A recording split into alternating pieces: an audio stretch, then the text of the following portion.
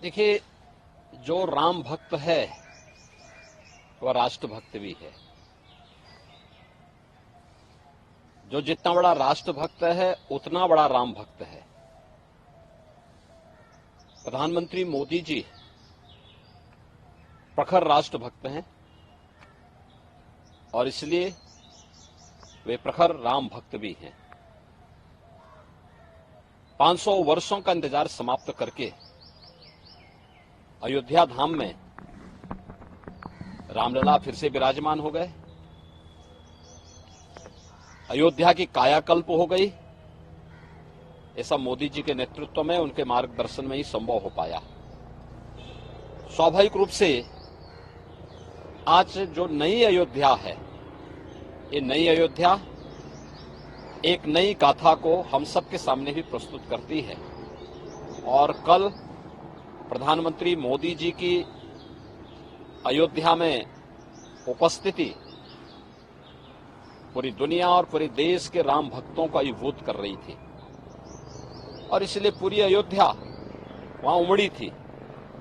लाखों की संख्या में श्रद्धालु जन थे, राम भक्त थे।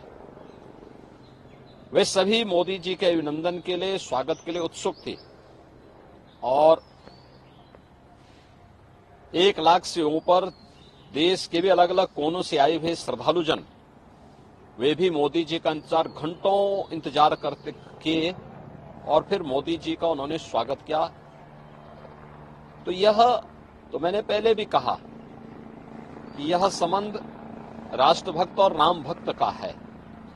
जो जितना प्रखर राष्ट्रभक्त होगा उतना ही प्रखर राम भक्त होगा और जो जितना राम विरोधी होगा उतना वह राष्ट्र विरोधी होगा। कांग्रेस का यह आचरण, जो उसके द्वारा लगातार राम भक्तों का अपमान करके मर्यादा पुरुषोत्तम प्रभु श्री राम के बारे में इससे पहले भी कांग्रेस ने जिस प्रकार की टिप्पणियां की थी, उन सभी टिप्पणियों को ध्यान में रख करके अगर हम देखें तो उसका यह आचरण दिखाता है कि यह वास्तव में न केवल राम भक्तों का अपमान कर रहे हैं बल्कि हमारे सनातन राष्ट्र का भी अपमान कर रहे हैं। और कांग्रेस ने कभी कोई ऐसा अवसर नहीं छोड़ा, कांग्रेस हो या समाजवादी पार्टी, जब उन्होंने देश के अंदर या दुनिया के अंदर भारत को अपमानित न कराया हो, भारत की सनातन परंपरा, आत्मा भारत के सनातन धर्म को गाली न दी हो। एनडी गठबंधन का ये कैरेक्टर है कि वह भारत की आत्मा सनातन धर्म को गाली देते हैं। वह हर प्रकार के कार्य करने का प्रयास करते हैं जो भारत के बहुसंख्यक समाज जिसमें अपमानित महसूस करे। और यह कांग्रेस का जो आचरण है इंडी गठबंधन से जुड़े हुए घटकों का, चाहे वह कांग्रेस हो, नेशनल कॉन्फ्रेंस हो, समाजवादी पार्टी हो, डीएमके हो, इन सब का जो आचरण है, यह आचरण न केवल निंदनीय है बल्कि देश का हर व्यक्ति, हर राम भक्त और हर राष्ट्र भक्त कांग्रेस के इस आचरण के कारण ही कांग्रेस को रसातल की तरफ धकेल रहा है। सर, हम कह सकते हैं अक्सर इस तरीके के दृश्य सामने आते हैं कि विपक्षी दल हो, खासकर कांग्रेस हो, समाजवादी पार्टी, इनके नेता, बड़े बड़े नेता मंदिरों में जा रहे हैं, लेकिन अगर इनकी एक प्रवक्ता राम हिंदू होने के नाते राम मंदिर चली जाए तो उसके साथ बुरा व्यवहार किया जाए। तो देखिए, मैं क्या कर रहा हूं ना, कांग्रेस का जो छद्म रूप है, इस छद्म रूप से देश की जनता जनार्दन अच्छी तरह वाकिफ है। उसे मालूम है कि ये जो भी दिखावा कर रहे हैं ये वास्तविकता पर आधारित नहीं है। ये केवल देश की जनता की आंखों में धूल झोंकना चाहती हैं, लेकिन इनकी नौटंकी को देश की जनता जान चुकी है और इसीलिए कांग्रेस को रसातल की तरफ धकेल रही है। कांग्रेस की एक प्रवक्ता ने कांग्रेस से इसलिए इस्तीफा दिया क्योंकि वो तो छत्तीसगढ़ है, छत्तीसगढ़ तो भगवान राम का ननिहाल है, माता कौशल्या का मायका है, और वहां की एक राम भक्त तो किसी भी दल की हो सकती है,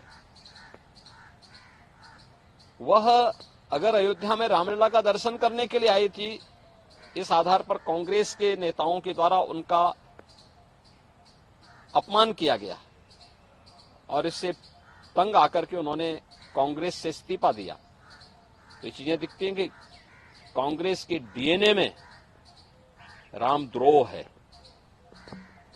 एसपी के डीएनए में रामद्रोह है, इंडी गठबंधन से जुड़े हुए लोगों के डीएनए में रामद्रोह है। और जो रामद्रोही है, भारत का कोई भी जागरूक नागरिक उसके समर्थन में अपना वोट तो नहीं पोल करेगा। हम कह सकते हैं यूपीए की जो सरकार थी, तो जो राम के अस्तित्व पे इन लोगों ने सवाल खड़े किए थे, आज तक उसी चीज को परिलक्षित करते हैं इनके टाइम टू टाइम। देखो, वह अपने आचरण से मजबूर हैं और हम तो राम भक्तों से और भारत के समस्त नागरिकों से यही अपील करेंगे कि जाके प्रिय न राम वैदेही तजिए ताहि कोटि बैरी सम यद्यपि परम स्नेही। कितना भी आपका वह स्नेही क्यों न हो, अगर वह राम विरोधी आचरण कर रहा है तो मान के चलिए वो राष्ट्र विरोधी आचरण भी कर रहा है, और इसलिए उसको कितना भी प्रिय क्यों न हो, उसको कोटि बैरी की तरह उसको त्याग दीजिए। यही देश के हित में भी है और राम भक्तों के हित में। हम कह सकते हैं कल तीसरे चरण का मतदान हो रहा है, जनता इस राम कांग्रेस की एक्टिविटीज जो है, देश की जनता अवेयर है और देश की जनता उसके अनुसार अपना निर्णय भी ले रही है।